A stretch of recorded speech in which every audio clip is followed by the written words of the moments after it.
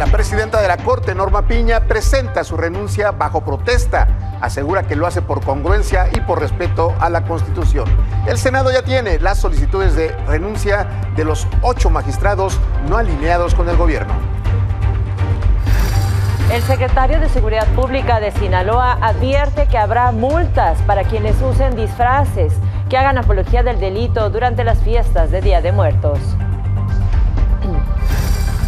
Se imponen la presión social y la Secretaría Federal de la Mujer en el caso de Esmeralda. El fiscal de Querétaro retira todas las acusaciones contra la menor de edad que fue víctima de violación y además sufrió un aborto espontáneo.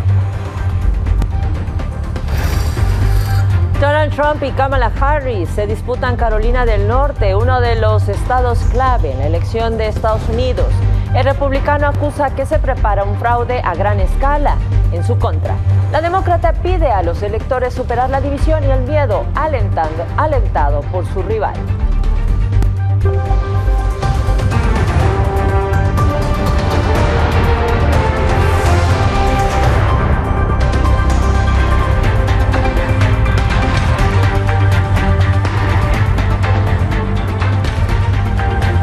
¿Qué tal? Muy buenas noches, bienvenidos a Milenio Noticias de las 19 horas. Alma Paola Wong, qué gusto verte de nuevo. Buenas noches. Un gusto, Roberto. Por favor, acompáñanos.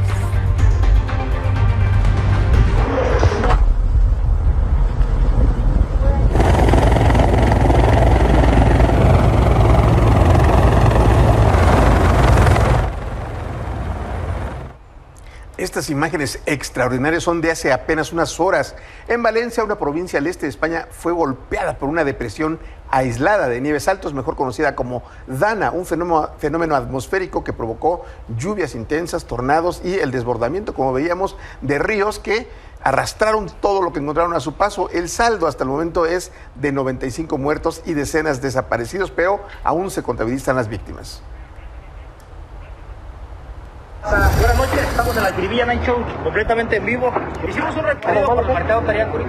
¿Qué decirle a la gente del mercado Tariacuri? 66 locales afectados. Atendiendo de manera personalizada a cada uno de los afectados. Estamos buscando soluciones, ya hay algunos avances. Fue una situación que no estaba esperada, no estaba contemplada, un accidente, algo provocado, un descuido, no lo sabemos hasta no tener el dictamen de la Fiscalía General del Estado. ¿Hacen los influencers así? No, yo quiero solito. Gente, muy buenas noches. Descansen, Dios los bendiga. Aquí vamos a estar muy al pendiente, aquí vamos a recorrer las calles de Uruapan para ver qué nos encontramos. Veíamos en la pantalla la última transmisión que hizo el periodista Mauricio Cruz Solís, quien fue asesinado anoche en el municipio de Uruapan, Michoacán, unos minutos después de que, como vimos, estaba entrevistando al alcalde Carlos Manso. El crimen se cometió en la zona centro del municipio. El cuerpo del reportero fue encontrado a pocos metros de la Casa de la Cultura. Por lo pronto, la Fiscalía General de la República informó que va a traer el caso. Hoy, sus amigos y familiares lo recordaron y le dieron el último adiós. Fue a finales del año pasado cuando Mauricio se incorpora con nosotros, una persona muy talentosa que rápidamente logró posicionarse en el gusto del público. Sus transmisiones alcanzaban alcances bastante significativos. Una persona además que se especializaba en la cobertura y la atención de los temas que tienen que ver con la inseguridad, los asuntos de violencia. Ese tema le apasionaba bastante, pero también tenía bastante habilidad para poder desarrollar pues los temas políticos y de otras naturalezas. Convivíamos prácticamente todos los días, ya que él estaba a cargo de los 2 noticieros que tenemos en nuestras plataformas informativas. Era de un trato muy afable, bastante relajado, bromista, siempre lo veíamos sonriente, y ayer no fue distinto. Lo vimos al mediodía, platicamos con él, no percibimos ningún tipo de situación que nos alertara de que algo le preocupara.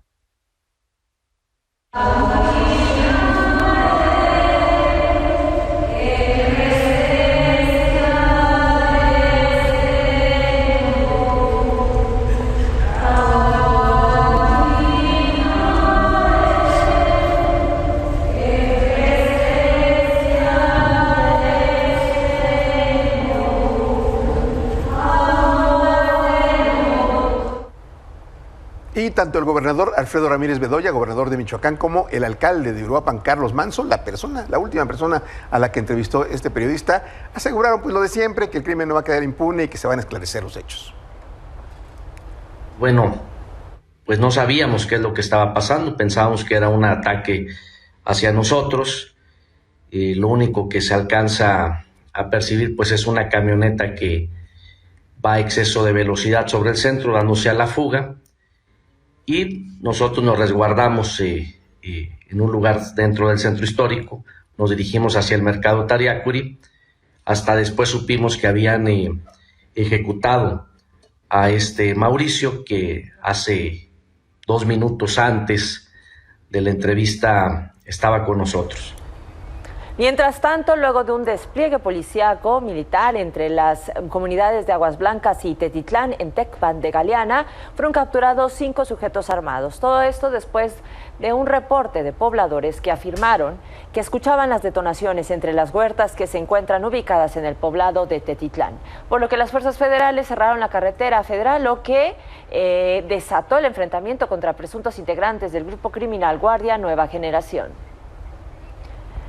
Ahí mismo en Guerrero, el joven Alberto Toledo de Nova, hijo del periodista Marco Antonio Toledo, fue privado de la libertad por hombres armados ayer en la cabecera municipal de Taxco. Toledo de Nova, de 29 años de edad, fue llevado por la fuerza al menos por 4 civiles armados cuando se encontraba en la unidad deportiva Los Jales. Esta mañana el joven fue localizado con vida, aunque con marcas de violencia, luego de que fueran implementados protocolos de búsqueda y un despliegue en el que participaron elementos del Ejército Mexicano y la Guardia Nacional. Pero ese no es el único caso registrado en Colima. Esta tarde fue asesinada la reportera de espectáculos Patricia Ramírez González, conocida como Patti Bumburi. De acuerdo con los primeros reportes, Patricia se encontraba al interior de un local de comida económica del cual era propietaria sobre la calle Gabino Barreda, cuando un sujeto armado entró y le disparó. La reportera era colaboradora periodística del periódico Hechos Pensamiento en Acción, pero su actividad económica principal era el negocio de comida. Ante estos hechos, la Fiscalía General del Estado informó que ya inició una carpeta de investigación por este crimen. Bueno, y con motivo del Día de Muertos, ya estamos a unas horas y la feria tradicional de ganadería en Sinaloa. El secretario de Seguridad Pública, vean esto, el secretario de Seguridad Pública del Estado anunció que van a reforzar la vigilancia en todos los puntos donde se desarrollen eventos para garantizar, pues sí, la seguridad de los ciudadanos, dadas las cosas como han estado allá en Sinaloa, pero además hizo un llamado a la gente para que no usen disfraces que hagan apología del delito, y dio una larga lista de qué disfraces tendrían estas características, y de lo contrario dijo que los ciudadanos que sí usen estos disfraces van a ser multados. Se recomienda, sí, no andar muy tarde durante la noche en esta clase de andar con sus calaveritas, andar disfrazados, en fin, lo que tengan que hacer, se recomienda no andar muy noche. Muy noche, ¿qué horas son? 10 de la noche, probablemente no hacer apología del delito. Es decir, no tratar de jugar con situaciones que pudieran marcar para las otras personas alguna situación de alerta o de alarma, o que sea una cuestión que pudiera marcar un delito. Esto lo tendrá que ver o sancionar lo que es el municipio. Bueno, ahí está la advertencia para los habitantes de Sinaloa. Y mire usted, nuestros compañeros de Canal 6 fueron al popular y al muy conocido mercado de Sonora, aquí en la Ciudad de México, y encontraron que las máscaras que más se venden, imagínense cuáles son las de Joaquín El Chapo Guzmán, narcotraficante, y de Pablo Escobar, el famoso capo de narcotráfico colombiano. Son las más vendidas, además de algunos políticos del pasado y otros muy actuales. Son las máscaras que está comprando la gente. Bueno, pero la disposición a no usar este tipo de máscaras es en Sinaloa. Aquí en la Ciudad de México todavía no llegamos a ese punto, pero pues por lo pronto nos dicen los vendedores, los comerciantes del mercado de Sonora, que a la gente le encantan las máscaras del Chapo Guzmán y de Pablo Escobar. También allá en Tijuana, el secretario de Seguridad Pública de ese municipio, Juan Manuel Sánchez Rosales, dio a conocer que para la celebración de Halloween se prohibirá el uso de máscaras o pintura facial, esto en la vía pública, esto como parte de un operativo especial durante la celebración, el cual incluirá patrullajes estratégicos y el despliegue de más de 400 elementos de seguridad con el fin de garantizar la seguridad de los ciudadanos.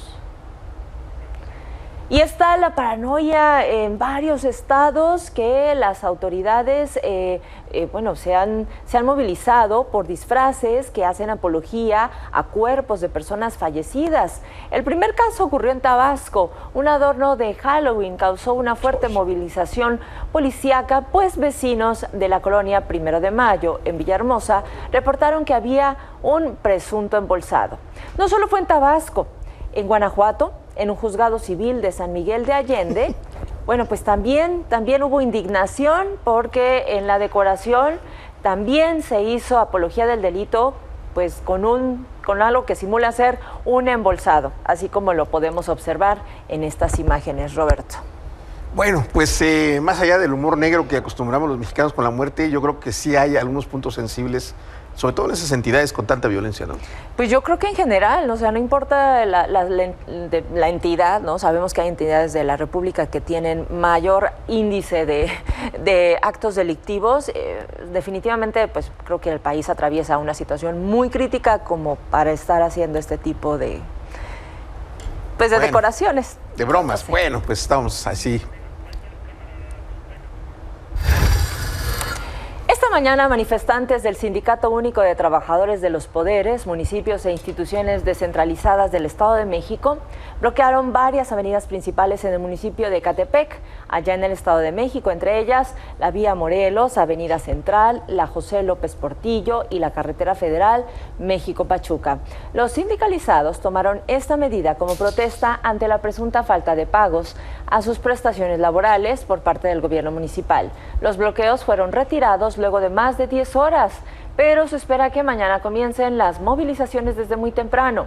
Esto fue un poco de lo que se vivió hoy.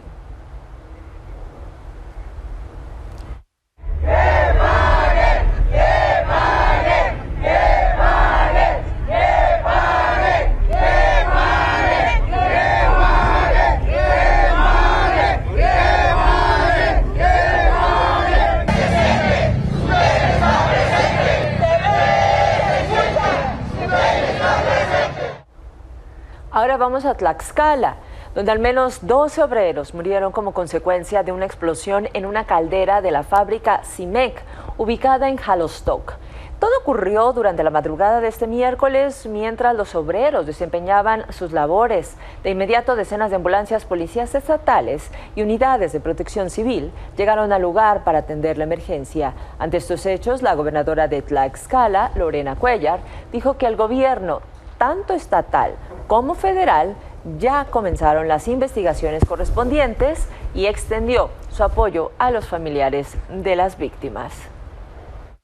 Instrucción de ser contundentes y de analizar verdaderamente la situación para que lo que resulta y quien haya sido responsable pues también sea castigado. He dado también instrucciones precisas de darles acompañamiento de todo tipo, tanto jurídico, en documentos, en psicología, en la atención también del servicio funerario, que si bien es cierto, nosotros no somos ajenos a lo que sucedió en esa empresa, pero también vamos a dar un acompañamiento. Para mí es muy importante que los familiares sepan que su gobernadora y todo el equipo estamos cerca de ellos.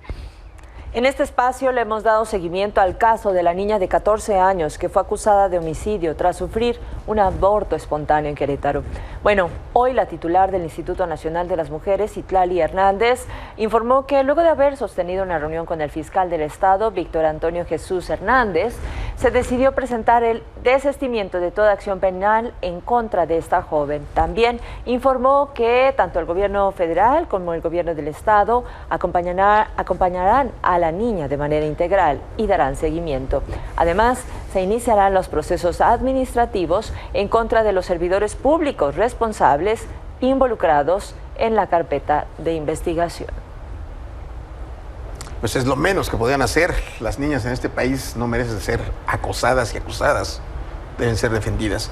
En el Estado de México, otro caso de justicia, o mejor dicho, de injusticia machista. Una mujer fue obligada a portar un brazalete electrónico luego de que la sentenciaron a 50 años de prisión por una falsa acusación. ¿El motivo? Separarse de su esposo. Nos cuenta la historia Mario Rodríguez. Lupita,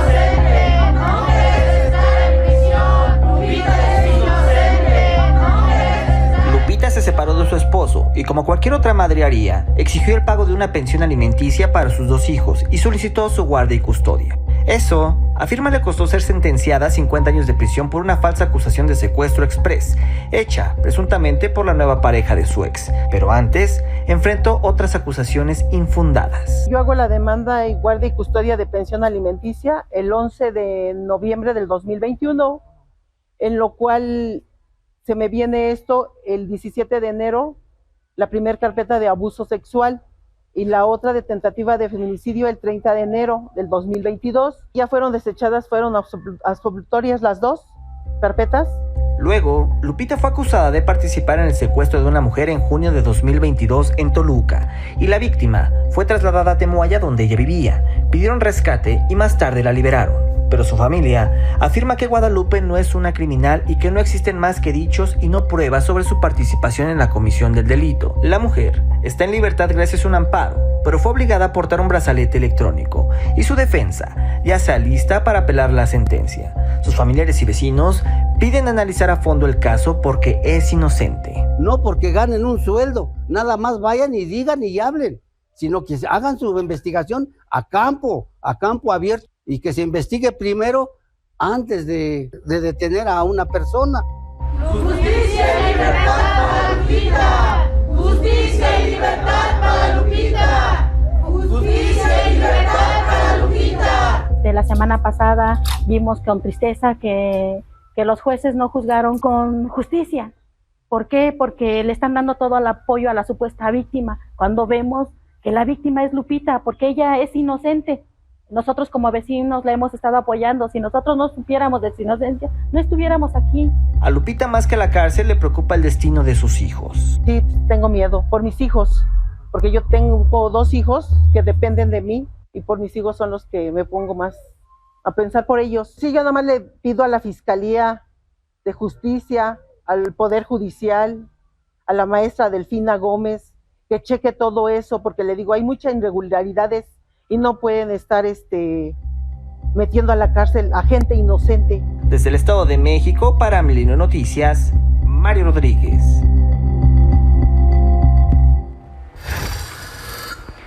En otra información, estamos prácticamente muy cerca de las festividades de Día de Muertos. Ya es 31 de octubre, 1, 2.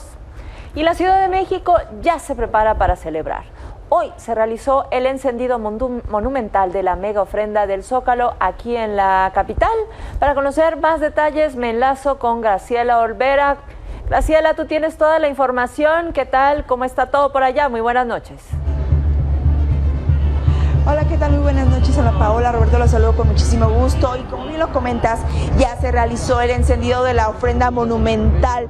Podemos ver en las imágenes de mi compañero Norberto Caravantes cómo es la gran cantidad de personas que se han dado cita en este punto en el Zócalo capitalino.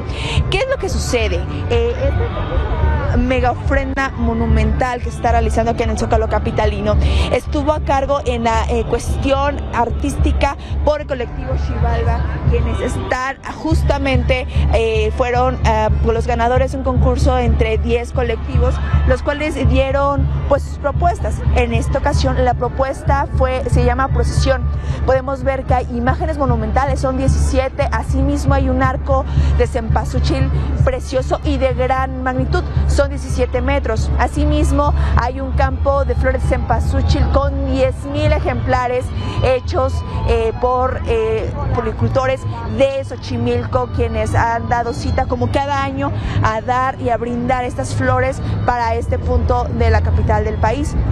Asimismo, Roberto, Ana Paola, le voy a pedir a mi compañero Roberto Caravantes que nos muestre un poco de las imágenes y sobre todo también del iluminado del Zócalo capitalino que se encuentra aquí.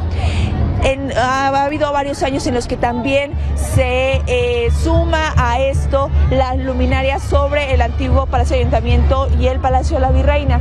Podemos ver que sobre 20 de noviembre la gran protagonista es la Catrina, quien está en un tamaño monumental hecha con focos LED. Asimismo hay 2 figuras más en las cuales se ve a una persona cargando cempasúchil, un esqueleto, y ofreciéndoselos a otro esqueleto. Y del otro lado, de igual manera, son personas cargando cempasúchil. Esto va a estar hasta el 3 de noviembre, así que pues bueno, la gente puede venir. Perfecto, Graciela. Muchísimas gracias por tu reporte. Muy buenas noches. Bueno, y en otra parte del país, en el Palacio de Gobierno de San Luis Potosí, se instaló un altar de muertos dedicado a las mascotas, a los animales de compañía, donde se resalta el misticismo, especialmente de los perros, como guías espirituales, como eran considerados en algunas culturas precolombinas. La historia es de Rocío López.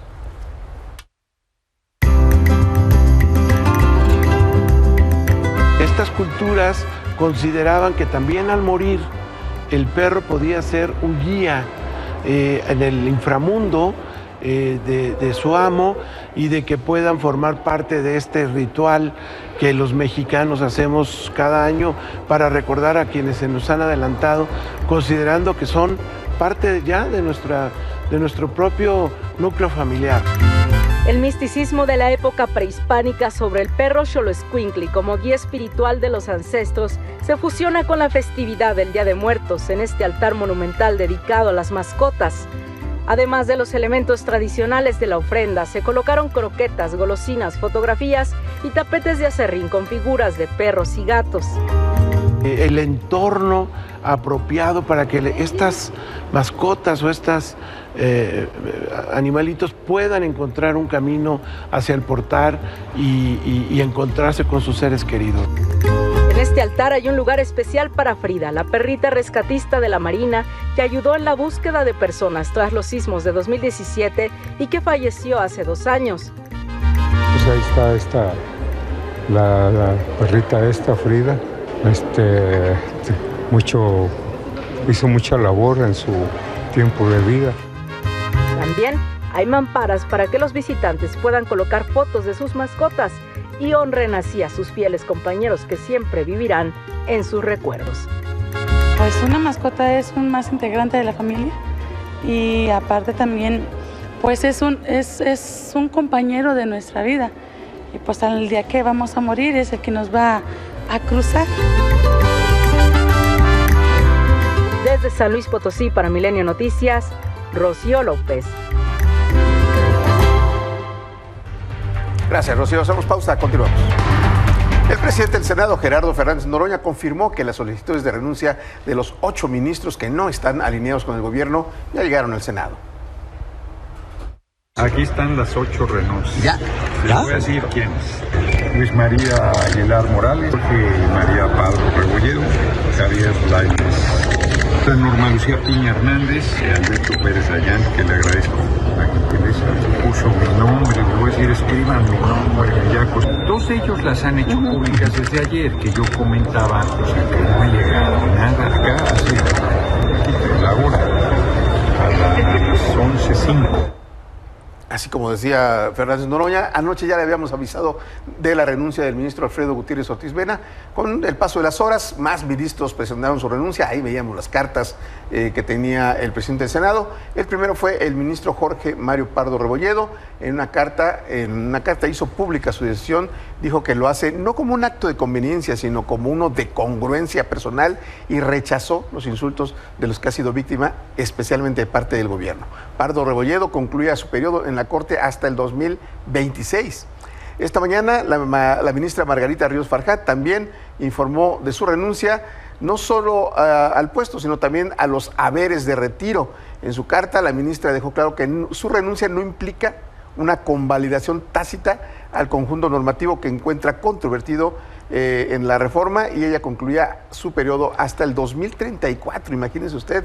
Otro ministro que también presentó su renuncia fue Javier Lainez Potisek. En su carta dice que cumple con el 7º transitorio de la reforma judicial y renunció de manera prematura al cargo. La ministra presidenta de la Corte, Norma Piña, también presentó su renuncia, y también en una carta escribió que su renuncia no implica su conformidad con la separación del cargo, sino que es un acto de congruencia. La ministra Piña concluía su mandato hasta el 2030.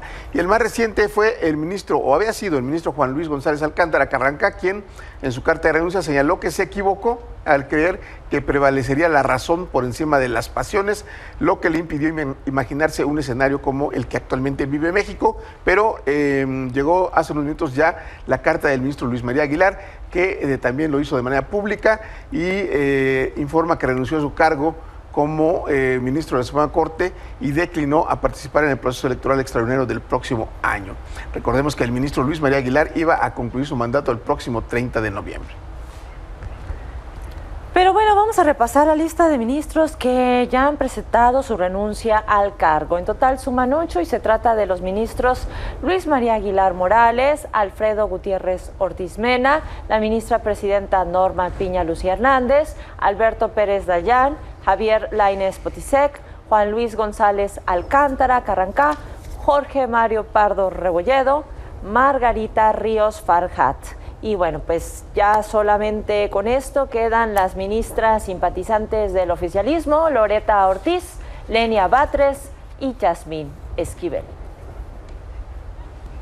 Ante este tema y el proyecto del ministro Alcántara Carrancá, que propone invalidar parte de la reforma al Poder Judicial, la presidenta Claudia Sheinbaum se lanzó en contra de los ministros. Pero eso no dice la propuesta del ministro Alcántara. Lo que dice es, les hago una nueva propuesta de constitución, de reforma al Poder Judicial. Entonces, ¿quiénes son los autoritarios? O sea, 8 personas pretenden cambiar una reforma sobre el pueblo de México, sobre el constituyente. ¿Sí se dan cuenta de la magnitud? En el Senado de la República, el grupo parlamentario del PRI, encabezado por Alito Moreno, pidió a la Suprema Corte de Justicia de la Nación acelerar la discusión sobre el proyecto del ministro Alcántara Carrancá, que invalida la reforma judicial. Las reformas que tienen y meter esa mal llamada reforma de la impugnabilidad para el tema de las reformas constitucionales. Entonces, nosotros queremos advertir, queremos señalar y hacer un llamado a las ministras y a los ministros de la Suprema Corte que si ya el proyecto del ministro Juan Luis González Alcántara se ha presentado, bueno, que se discuta, si no se discutió el día de hoy, que se discuta el día de mañana. ¿Por qué patearlo hasta el día martes? ¿Por qué posponerlo? Dado que hoy en el Congreso mexicano las y los senadores... Precisando que invalida parcialmente la reforma judicial. Y en otro tema, con 340 votos a favor, 133 en contra, la Cámara de Diputados aprobó en lo general la reforma de la supremacía constitucional. Esto entre protestas de la oposición con lápidas y veladoras por lo que ellos consideraron como la muerte de la Constitución. Así estuvo la discusión.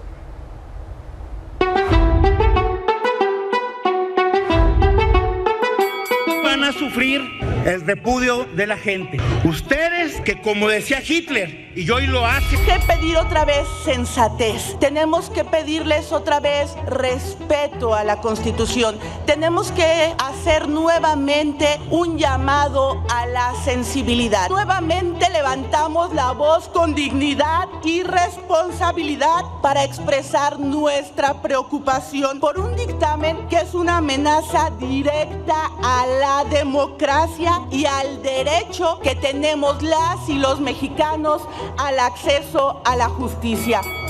Miente el PAN y sus rémoras, miente la derecha, permanece el juicio de amparo, permanece la controversia constitucional y las acciones de inconstitucionalidad. Estas como control de regularidad constitucional de grupos, porque no afectan a ciudadanos. Segundo, vienen a causar miedo. ¿Por qué? Porque vienen a decirles, no puede ser, hombre, van a acabar con la propiedad privada. Mentira. Por ejemplo, es un falso debate. Es un falso debate. Lo que no quiere es que se elijan las personas juzgadoras. A ver. Reforma que no es de supremacía constitucional, es de supremacía de Morena. Para eso quieren hacer una toma definitiva de la Constitución, para asegurar la supremacía de Morena sobre la Constitución, sobre la división de poderes y sobre los derechos fundamentales, los derechos humanos. Esta reforma es violatoria de la Constitución y de más de 600 recursos jurídicos y legales. El pueblo tiene todo el tiempo el derecho inalienable de alterar o modificar su forma de gobierno. La Constitución sí puede ser reformada por el Poder Revisor y no hay restricción alguna para las reformas constitucionales. Ley de amparo entonces prohíbe categórica y literalmente la procedencia del amparo contra reformas a la Constitución. Y lo que estamos haciendo hoy es constitucionalizando este artículo 61 de la Ley de Amparo. Van a sufrir el repudio de la gente. Ustedes que, como decía Hitler, y hoy lo hacen.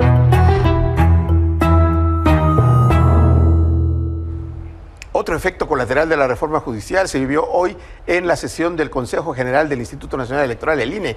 Ahí se discutieron los superpoderes que la presidenta Guadalupe Tadei podría obtener si se aprueba la reforma judicial y la controversia que un bloque de consejeros interpondrán ante la Suprema Corte. Y sobre este tema tenemos en la línea al consejero Arturo Castillo Loza. Arturo, buenas noches. Roberto, muy bueno. Primero que nada, brevemente, ¿en qué quedó esta discusión sobre los superpoderes de la consejera presidenta Tadei? Claro, pues más que una discusión sobre los superpoderes, 6 consejerías del Consejo General del Instituto Nacional Electoral pusimos un punto de acuerdo para presentar una controversia constitucional en contra de las reformas a 2 artículos de la Ley General de Instituciones y Procedimientos Electorales, que en efecto, desde nuestra perspectiva, le dan atribuciones por una parte a la presidencia del Consejo General y por otra parte a la Junta General Ejecutiva, que ponen en riesgo las garantías constitucionales de certeza, independencia, imparcialidad y máxima publicidad. Es por eso que hicimos esta propuesta. Finalmente la propuesta fue avalada por 6 de las 11 consejerías y lo que procedería a continuación pues es que la Secretaría Ejecutiva, en tanto representante legal del instituto, presente la controversia en los términos ordenados por el propio acuerdo. Ya, muy bien. En otra parte, Arturo, has estado hablando de que cumplir con el mandato legislativo de organizar las elecciones de los jueces convertiría a los funcionarios del INE, me imagino que es tu caso, en delincuentes. No, a ver, yo nunca he dicho eso. Déjame aclarar esto porque sí creo que se puede interpretar mal y no es la idea. Ajá. A ver, empecemos por un tema.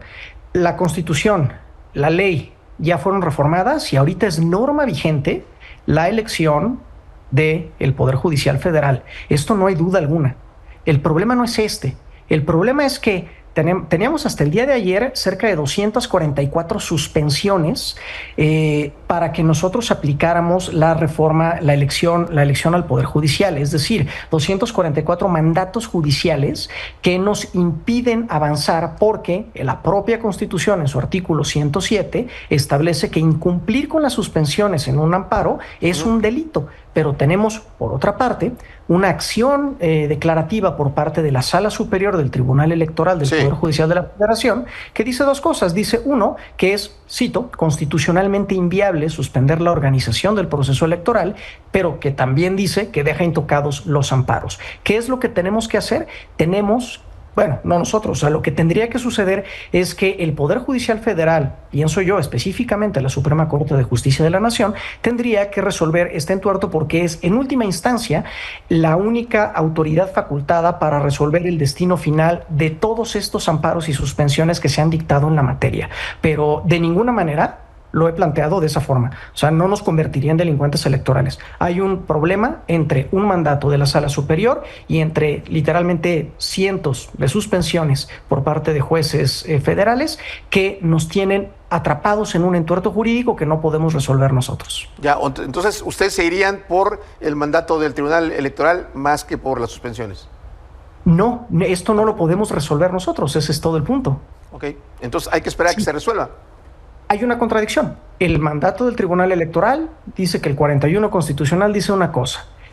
Las suspensiones, las 244 suspensiones notificadas hasta el día de ayer, nos dicen que tenemos que actuar de otra forma. Y esto también tiene un asidero constitucional. Y no son compatibles entre sí. La única autoridad que puede resolver este entuerto, esta contradicción, por decirlo así, es en última instancia la Suprema Corte de Justicia de la Nación y es lo que tenemos que hacer. Pero no, de ninguna forma he dicho que eso nos convertiría en delincuentes. Ya, eso lo voy a dejar así claro. Bueno, y con una Suprema Corte que está ahorita metida en otro pantano ahí legal. Bueno, pues te agradezco mucho, Arturo, la precisión y estamos pendientes a ver en qué termina y qué deciden ustedes y qué van a hacer sobre todo. Gracias. Claro que sí, muchas gracias. Buenas noches. Vamos a otra pausa. Y volvemos. En negocios, ayer Ana Karina Martínez nos contaba sobre la derrama económica para la edición 2024 del Buen Fin. Hoy nos traes datos sobre el sorteo del SAT. ¿De qué se trata? Muy buenas noches, cuéntanos. Alma, Roberto, ¿qué tal? Muy buenas noches. En efecto, seguimos con el tema del Buen Fin y es que hoy la Secretaría de Economía y el Servicio de Administración Tributaria dieron a conocer que el sorteo que se realiza durante cada edición tendrá una bolsa de 400 millones de pesos para repartir a los afortunados ganadores que hayan realizado una compra durante la campaña de descuentos con tarjeta, ya sea de crédito o de débito. Las dependencias indicaron que el sorteo se realizará el 13 de diciembre y la lista de los ganadores se dará a conocer el día 16 del mismo mes, el mes de diciembre. ¿Y qué se necesita para participar en este sorteo? Muy simple, realizar una compra mínima de 250 pesos con tarjeta de crédito o de débito del 15 al 18 de noviembre. Ojo, eso sí, en comercios, asegurarse que sean comercios afiliados y que estén registrados en el Buen Fin. El premio mayor será de 250,000 pesos y además se repartirán 321,260 premios que van desde 500 hasta 20,000 pesos. Nada mal, la verdad es que es una muy buena cifra. Pero eso no es todo, pues los negocios afiliados al Buen Fin también tendrán su recompensa y para ello se tiene asignada una bolsa de 100 millones de pesos con un premio mayor de 260,000 pesos. ¿Qué necesitan los comercios? Primero, registrarse en la página del Buen Fin antes del 14 de noviembre, tener un buzón tributario activo, una terminal de punto de venta y contar con al menos una venta de 250 pesos con tarjetas. Estos son los requisitos más importantes y sin duda es un premio muy jugoso tanto para los negocios como para los compradores. Y por favor, está el tema anotado. Muchísimas gracias, Ana. Muy buenas noches. Muy buenas noches, muchas gracias.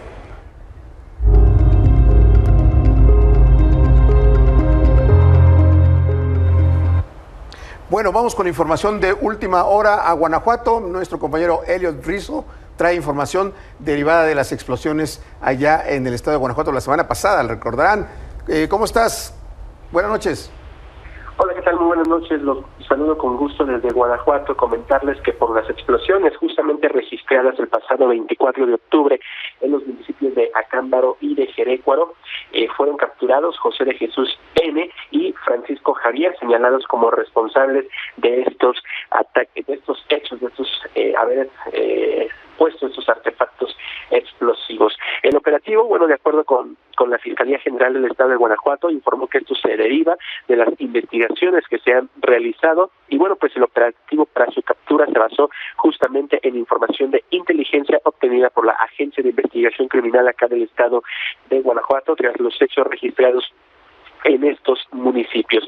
En las técnicas de investigación, bueno, pues se informó que se han localizado los elementos que los vinculan en las explosiones de Acámbaro y de Jerécuaro y bueno, pues tras el análisis de los videos, las entrevistas de testigos y diversos indicios, bueno, pues permitieron obtener una dinámica de estos hechos y entrelazar la información y bueno, pues se sabe que al lugar llegó uno de los inculpados e hizo detonar los explosivos que provocaron que 3 personas resultaran lesionadas en las instalaciones de seguridad pública del municipio de Acámbaro.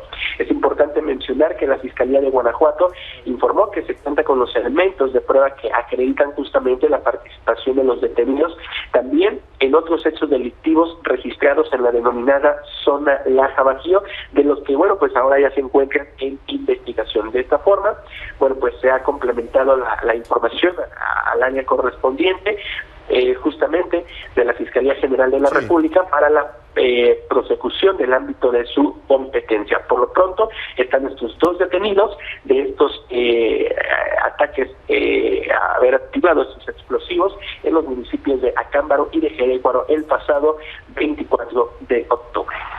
Bueno, Elio, te agradecemos mucho, información calientita. Ahí en su pantalla tienen las imágenes de estas 2 personas detenidas, que sin duda, pues a partir de sus confesiones, pues darán pie a que vayan cayendo más involucrados en el caso. Gracias, Elio, buenas noches.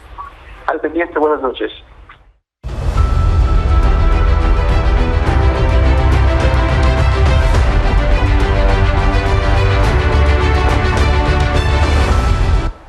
Estamos a unos días de la elección presidencial en Estados Unidos. Ambos candidatos visitaron Carolina del Norte. La candidata demócrata Kamala Harris se fue en contra de Donald Trump. And look, we know who Donald Trump is. This is not someone who is thinking about how to make your life better. This is someone who is unstable, obsessed with revenge, consumed with grievance, and out for unchecked power. In less than 90 days, either he or I will be in the Oval Office. Y luego de que el presidente de los Estados Unidos, Joe Biden, llamó basura a los seguidores de Trump, el candidato republicano salió en defensa y volvió a atacar a Joe Biden. Así lo dijo. Joe Biden finally said what he and Kamala really think of our supporters. He called them garbage. And they mean it. Even though, without question, my supporters are far higher quality than Crooked Joe or Lion Kamala. My response to Joe and Kamala is very simple. You can't lead America if you don't love Americans. You just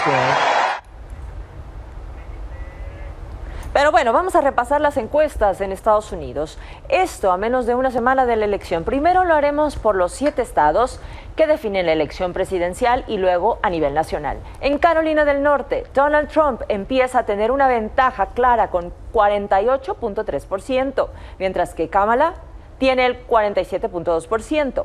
En Pensilvania, la diferencia entre ambos es del 0.4%, con Trump llevándose el 47.9% y Harris el 47.5%. En Michigan, la tendencia favorece a la actual vicepresidenta con el 48%, mientras que Trump tiene el 47%. Wisconsin es otro estado que empieza a decantarse por el empresario republicano, quien tiene el 48.1%, y Harris solo el 47.4%. Georgia sería el tercer, donde Trump empezaría a tener ventaja con 48.7%, en contraste con el 46.9% de Kamala. En Arizona, uno de los estados donde la migración es tema fundamental, Donald Trump tendría una ventaja amplia con el 48.8% y Kamala Harris 46.6%. El último estado, péndulo, Nevada, registra un empate, pues ambos candidatos tienen el 47.5% de las preferencias. Sin embargo, a nivel nacional, Kamala tiene ventaja del 1.3%, obteniendo el 48% de las preferencias y Trump solo el 46.7%. Todo esto de acuerdo con el sitio Project 538. Y vamos a una pausa, pero antes lo dejamos con Ángel Aguirre Rivero y la política es así.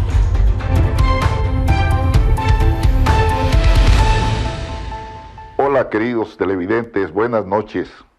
¿Se imagina usted si Donald Trump llegara a la presidencia de los Estados Unidos, las implicaciones que podría tener para nuestro país cuando éste ha anunciado deportaciones masivas de migrantes y un cobro de un 10% sobre las remesas que envían, considerando que para México son la principal fuente de ingreso? ¿Cuánto nos afectaría? Más allá del carisma que por sí misma irradia la candidata del Partido Demócrata, Kamala Harris, ¿qué futuro le espera a nuestro país en cuanto a sus relaciones con los Estados Unidos si llegara esta a la presidencia de la República? La postura de Kamala respecto a la migración ha sido clara y favorable hacia una reforma migratoria integral. Durante su campaña y en su rol como vicepresidenta de los Estados Unidos, ha expresado su compromiso con regularizar a los más de 11 millones de migrantes indocumentados que viven en ese país. Harris aboga por hacer justicia a la herencia de los Estados Unidos como una nación de migrantes y reformar lo que considera un sistema de migración roto. Kamala se muestra como una mujer sensible, solidaria con las clases medias de los Estados Unidos, pues se ha comprometido a fortalecer créditos fiscales para el cuidado de los niños y la educación, y ha sido contundente. Los estadounidenses más ricos deberán pagar más para fortalecer nuestro sistema fiscal, y disminuir de esa manera la carga sobre las clases medias. Se ha pronunciado a favor del derecho al aborto, respetando las libertades reproductivas. También ha expresado su compromiso de apoyar a la comunidad lésbico-gay para que sus derechos estén debidamente protegidos por la ley. Una de sus principales propuestas tiene que ver con su lucha contra el cambio climático y la degradación del medio ambiente. Su plan incluye la transición a energías limpias mediante una inversión de $500 mil millones en infraestructura y tecnologías ecológicas, lo cual la presenta como una mujer de avanzada. No tengo duda que con Harris se augura un mejor futuro para los Estados Unidos, pero también para la comunidad de migrantes mexicanos. Yo les digo una cosa, estimados televidentes, si yo viviera en los Estados Unidos, no lo pensaría dos veces. Yo daría mi voto a favor de Kamala. Además, es tiempo de mujeres, y estoy seguro que se van a entender muy bien con otra mujer, nuestra presidenta Claudia Sheinbaum Pardo. Muchas gracias. Salgado, Miñoneta Aide, buenas noches, ¿cómo están? Hola, muy buenas noches. Tenemos muy poco tiempo. Poco tiempo, mucho que decir, interesante. Mucho, vamos a hablar de Como agua para chocolate, porque ya hemos hablado de que se volvió una serie y bueno, esta novela de Laura Esquivel ahora llega a la pantalla de Max. Platiqué con las protagonistas y esto es parte de lo que nos dicen de lo que hay de la esencia de la novela y de lo que se tomaron algunas licencias creativas. Veo a tu personaje y veo a muchas abuelitas mexicanas, la mía misma, ¿no? Con esta parte del silencio, pero también de la expresión, de lo que se le permitía en ese momento. ¿Cómo fue entrarle a Mamá Elena desde esa parte tan contenida, pero también tan emocional? Sabes que mi abuela era muy rígida también, o sea, no había manera de que mostrara sus emociones. Es una herencia que seguimos teniendo. Ahora nos empezamos a cuestionar tantísimas cosas más, pero no estamos tan alejados de eso. Pues es muy bonito escuchar a Laura porque ella defiende mucho a sus personajes y obviamente pues es una novela que la ha acompañado por tantísimos años a tantísimos lugares, ¿no? Fue más una charla sobre conocer el mundo creativo de Laura y nos hablaba, de dónde vino, nos hablaba un montón de la comida, de este proceso de alquimia, como lo describía ella, que a mí me enamoró por completo. Pero como les expliqué a ellos, hace tiempo que decidí que Tita se va a quedar. Novela chafita, película chafita, ¿cómo viene la serie? ¡Oye! No, ya la captó. Es una mala novela. La serie está buena. ¿Sí? Sí. Bueno, vamos a ver. Démosle el beneficio de la deuda. Pero entonces, ¿qué traes? Eres bastante duro, ¿no? Sí, muy con crítico. todo, López, no sé. Pero ya me dio miedo. Algo he leído. Bueno, vamos a platicar de Marco Verde, este boxeador mexicano que justamente consiguió la medalla de plata, recordemos, en los Juegos Olímpicos de París 2024, anunció pues que va a ser su manager, el entrenador de Canelo Álvarez, Eddie Reynoso, y bueno, que en el 2025 todavía está analizando el tema del profesionalismo porque quiere ver si todavía entra el boxeo para Los Ángeles 2028. Recordemos que en el 2025 se va a definir esta situación. ¿Qué edad tiene? Son pocos, mira, ahorita no recuerdo, veintitantos, o sea, la verdad es muy joven.